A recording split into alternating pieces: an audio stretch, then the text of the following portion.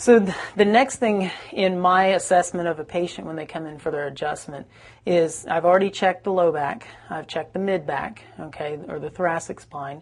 The next thing that I do is I'll go ahead and check the neck. Now, there are a couple different ways of adjusting the neck. There's actually more than a couple, but the most common ways anyway, there's two of the most common ways.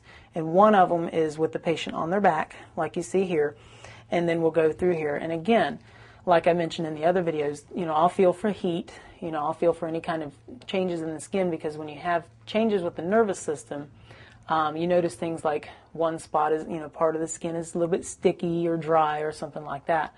So I'll feel for that, I'll feel for heat, I'll feel for muscle spasms. And like in her case, I can feel a muscle spasm right here, kind of in the lower part of her neck on the right side, okay? So I know that when you have that spasm, there's most likely some sort of nerve interference at that area.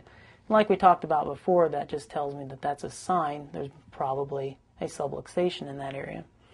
So by feeling it, by moving it back and forth, I can feel the way that the bones are moving, and I can see, or I can feel it with my hands right here, that it just doesn't want to turn this way. It doesn't want to rock to the side, and then I can also rotate it and feel that it doesn't want to turn that way, to the left.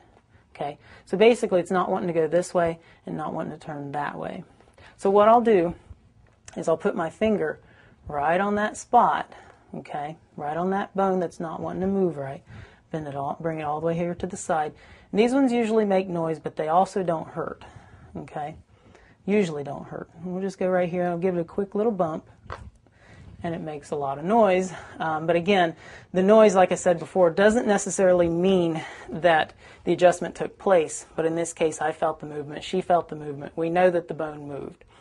Now, very important, this is very, very, very important that no one tries this if they're not trained as a chiropractor, because as anyone knows, the neck is pretty delicate. The whole spine itself is delicate. Any kind of damage that's done to the spine can be deadly, okay? So it is a very trained thing. We go through 3 years of intense training to learn how to make these specific adjustments.